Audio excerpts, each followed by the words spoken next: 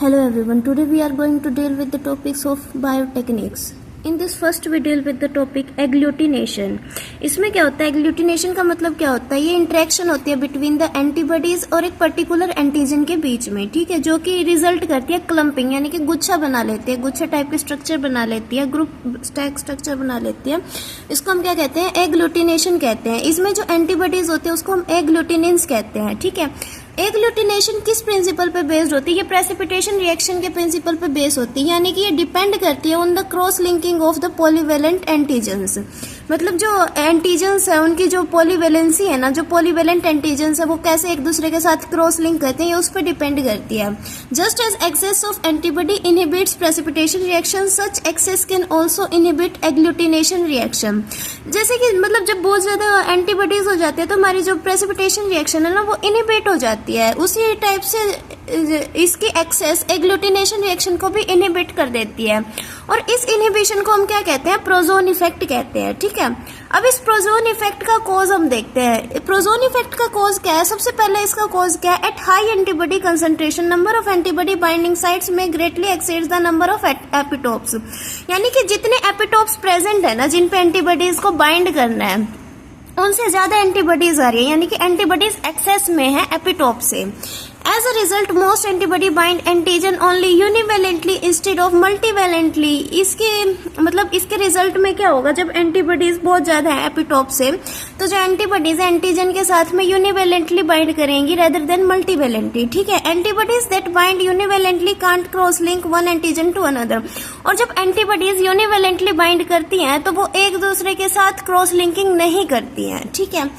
तो ये हो गया इनहिबिशन का इफेक्ट, जिसको हम प्रोजोन इफेक्ट कहते थे, उसका एक कॉज है। उसका सेकंड कॉज अगर हम अब देखें तो जब पॉलीक्लोनल एंटीबॉडीज यूज करते हैं हम, this effect occurs for another reason, ठीक है। दिस द एंटी सीरम में contain high concentration of antibody that bind to the antigen but do not induce agglutination.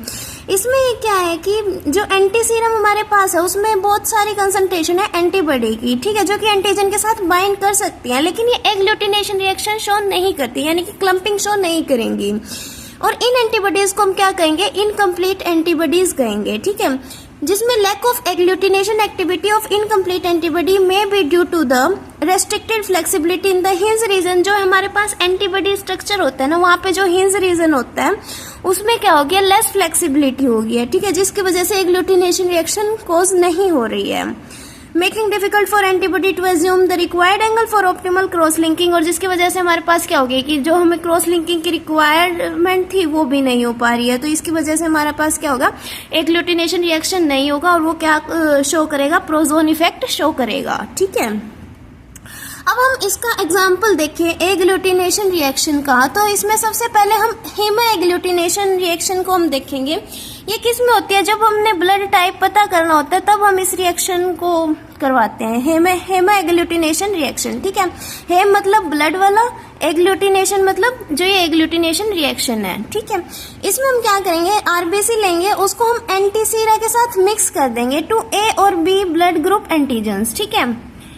RBC को हम एंटीसीरा के साथ मिक्स करेंगे विद ए और बी ब्लड ग्रुप एंटीजन्स के साथ, ठीक है। अगर एंटीजन प्रेजेंट है तो वो हमारे पास क्या करेगा, क्लम्पिंग शो करेगा, यानी कि एग्लूटिनेशन रिएक्शन शो करेगा, ठीक है। They agglutinate forming visible clumps on the slide. अब इसका सेकंड एग्जाम्पल अगर हम देखें एग्लूटिनेशन का, तो दूसरा हमारा एग्जाम्पल है बैक्टीरियल एग्लूटिनेशन, यानी कि जब हमें ये पता करना है कि हमें इन्फेक्शन हुआ है या नहीं हुआ है किसी बैक्टीरिया की वजह से, तो भी हम इस रिएक्शन की हेल्प से पता कर सकते हैं, यानी कि ये इन्फेक्शन के डायग्नोसिस में हेल्प करता है, ठीक है। इसमें हम पेशेंट का सीरम लेंगे जो कि इन्फेक्टेड होगा, ठीक है, इन्फेक्टेड पेशेंट है, उसका हम सीरम लेंगे, उसको हम सीरियली डाइल्यूट करेंगे ट्यूब्स में, टू विच बैक्टीरिया एडिड, ठीक है। अब जो लास्ट ट्यूब होगी ना वो विजिबल एग्लूटिनेशन रिएक्शन शो करेगी, क्यों, will reflect the serum antibody titre of the patient, ठीक है। Agglutinant titre defined as the reciprocal of the greatest serum dilution that elicit positive agglutination reaction. इसमें क्या होगा कि अगर हमारे पास वो एग्लूटिनेशन रिएक्शन शो कर रहे हैं, यानी कि क्लम्प्स आ रहे हैं हमारे पास लास्ट ट्यूब के अंदर सारी रिएक्शंस के बाद, तो इसका मतलब क्या है कि उसमें बैक्टीरियल इन्फेक्शन है, अदरवाइज बैक्टीरियल इन्फेक्शन नहीं है। ठीक है। इसमें एग्जाम्पल अगर हम देखें तो patients with typhoid fever show high in titre of Salmonella typhi, यानी कि सैल्मोनेला टाइफे जो बैक्टीरियम है जो हमारे पास टाइफाइड फीवर को कॉज करता है, टाइफाइड को कॉज करता है, उनके उस पेशेंट के सीरम में हम इस टाइप की रिएक्शन को देख सकते हैं। ठीक है, एग्लूटिनेशन रिएक्शन शो करेगी इन पेशेंट्स की सीरम। ठीक है, एक बार दोबारा रिवाइज कर लेते हैं पूरे उसको। एग्लूटिनेशन क्या है? इंटरेक्शन है बिटवीन द एंटीजन और एक पर्टिकुलर एंटीजन के बीच में, यानी कि इंटरेक्शन है बिटवीन द एंटीबॉडी और एक पर्टिकुलर एंटीजन के बीच में, जो कि इंटरेक्शन करने के बाद हमारे पास क्लम्स के फॉर्म में विजिबल होंगे। ठीक है, इस रिएक्शन को एग्लूटिनेशन रिएक्शन कहते हैं। इसका प्रिंसिपल बेस्ड है प्रेसिपिटेशन रिएक्शन पे। जैसे हमारे पास पॉलीवेलेंट एंटीजन्स आपस में क्रॉस लिंकिंग करके क्लम्स बना देते थे, प्रेसिपिटेट बना देते थे प्रेसिपिटेशन रिएक्शन में, वैसे ही इसमें जो हमारे पास एंटीजन एंटीबॉडी कॉम्प्लेक्स बना के विजिबल क्लम्स बना देते हैं। ठीक है, अगर हमारे पास जैसे कि प्रेसिपिटेशन रिएक्शन में जब हमारे पास एंटीबॉडीज एक्सेस में होती थी तो वो प्रेसिपिटेशन रिएक्शन को इनिबिट कर देती थी।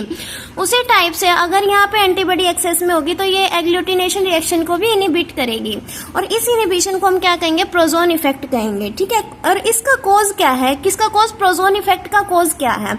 इसके दो कॉजेज हैं। सबसे पहले तो अगर हमारे पास एंटीबॉडी की कंसंट्रेशन हाई है तो हमारे पास जो एपिटोप्स है वो तो कम है ना, और एंटीबॉडीज हाई है, exceeds the number of epitopes, जो एपिटोप्स है उसकी कंसंट्रेशन हाई हो जाएगी, लेकिन जो हमारे पास एंटीजन्स है वो तो कम अमाउंट में प्रेजेंट है, तो यानी कि एक एपिटोप पे मतलब एक ही एंटीजन बाइंड करेगा, यानी कि वो यूनिवेलेंटली बाइंड करेंगे एंटीजन्स इंस्टेड ऑफ मल्टीवेलेंटली। ठीक है, क्योंकि उनके पास ऑप्शंस बहुत ज्यादा एपिटोप्स, फ्री एपिटोप्स प्रेजेंट हैं। ठीक है, तो यहाँ पे वो यूनिवेलेंटली बाइंड करने की वजह से क्रॉस लिंकिंग नहीं कर पाएंगे एक दूसरे के साथ, तो हमारे पास एग्लूटिनेशन रिएक्शन इनिबिट हो जाएगी। दूसरा इसका कॉज क्या है? जब पॉलीक्लोनल एंटीबॉडीज हम यूज करते हैं तो ये भी हमारा अनदर कॉज है प्रोजोन इफेक्ट का। इसमें हमारे पास क्या होगा? जो एंटी सीरम है उसमें हाई कंसंट्रेशन होगी एंटीबॉडीज की, जो कि बाइंड करेगी एंटीजन के साथ, लेकिन एग्लूटिनेशन रिएक्शन को इंड्यूस नहीं करेगी। क्यों नहीं करेगी? इस टाइप के एंटीबॉडीज जो ऐसे मतलब एक्सेस में भी हैं लेकिन एग्लूटिनेशन रिएक्शन को इंड्यूस नहीं कर रहे, उन एंटीबॉडीज को हम इनकम्प्लीट एंटीबॉडीज कहेंगे। ठीक है, lack of agglutination activity of incomplete antibody may result due to the restricted flexibility. अब इसका इनकम्प्लीट एंटीबॉडी का रीजन क्या बता रखा है कि जैसे हमारे पास एंटीबॉडी होती है ना, उसमें हिंज रीजन होता है ना, हिंज रीजन देखो यहाँ पे ये है, यहाँ पे जो ये वाला रीजन है ये वाला हिंज रीजन है। ठीक है, अगर ये वाला हिंज रीजन हमारे पास लेस फ्लेक्सिबल होगा तो वो रोटेट नहीं कर सकेगा अपने रिक्वायर्ड एंगल पे। ठीक है, अगर वो रिक्वायर्ड एंगल पे रोटेट नहीं कर पाएगा तो दूसरों के साथ क्रॉस लिंकिंग नहीं कर पाएगा, और क्रॉस लिंकिंग नहीं होगी तो हमारे पास एग्लूटिनेशन रिएक्शन शो नहीं होगी। ठीक है, अब ये दो तो कॉज थे किसके? प्रोजोन इफेक्ट के। अब हम एग्जांपल देखते हैं एग्लूटिनेशन रिएक्शन का कि हम कहाँ पे इसका यूज कर सकते हैं। सबसे पहला इन्होंने लिया है haemagglutination used in blood typing, यानी कि जब हमें ब्लड का टाइप पता करना है तब हम इस रिएक्शन को यूज करते हैं, और इसका नाम क्या पड़ जाता है? हेम एग्लूटिनेशन रिएक्शन। इसमें हम क्या करेंगे? पेशेंट का आरबीसी लेंगे। ठीक है, आरबीसी को हम मिक्स करेंगे एंटीसीरा के साथ। अब उस एंटीसीरा में सबसे पहले हम ए वाला ब्लड ग्रुप के एंटीजन्स डालेंगे। अगर वो एग्लूटिनेट हो रहा है, क्लम्स बना रहा है, तो यानी कि हमारा ए ब्लड ग्रुप है। अगर हम बी वाला डालते हैं, बी के साथ बना रहा है, तो यानी कि वो बी वाला ब्लड ग्रुप है। अगर दोनों के साथ नहीं बनाना है तो यानी कि वो ओ ब्लड ग्रुप है। ठीक है, अब इसका सेकंड एग्जाम्पल क्या है? इसका सेकंड एग्जाम्पल है bacterial agglutination to diagnose infection, यानी कि जब हमें इन्फेक्शन का पता करना है ना कि हम इस पर्सन के अंदर इन्फेक्शन है कि नहीं है, बैक्टीरिया की वजह से इन्फेक्शन है कि नहीं है, तब भी हम इस रिएक्शन का यूज करते हैं, और इस रिएक्शन को उस टाइम क्या कह देते हैं? Bacterial agglutination reaction. ठीक है, इसमें हम क्या लेंगे? एक पर्सन है, यानी कि पेशेंट मान लेते हैं, एक पेशेंट है, उसका सीरम लिया हमने जो कि इन्फेक्टेड था। ठीक है, बैक्टीरियल इन्फेक्शन से इन्फेक्टेड था, उसका हमने सीरम लिया, उसको हमने सीरियली डाइल्यूट कर दिया, ठीक है। सीरियली डाइल्यूट करने के बाद जो लास्ट ट्यूब है ना, उसमें हमारे पास एग्लूटिनेशन रिएक्शन शो हो रही है, यानी कि क्लम्प्स विजिबल हो रहे हैं। अगर वो क्लम्प्स विजिबल हैं तो इसका मतलब है कि उस पेशेंट में इन्फेक्शन है। अगर वो क्लम्प्स विजिबल नहीं होते, यानी कि कोई क्लम्पिंग या एग्लूटिनेशन रिएक्शन शो नहीं करता, तो इसका मतलब था कि वो पेशेंट इन्फेक्टेड नहीं है, ठीक है। इसमें एग्जाम्पल अगर हम लिखें तो जो पेशेंट है जिसके टाइफाइड फीवर हो रखा है, वो टाइफाइड फीवर किसकी वजह से होता है, किस बैक्टीरिया की वजह से होता है, सैल्मोनेला टाइफी की वजह से होता है, ठीक है। ये था हमारे पास एग्लूटिनेशन रिएक्शन।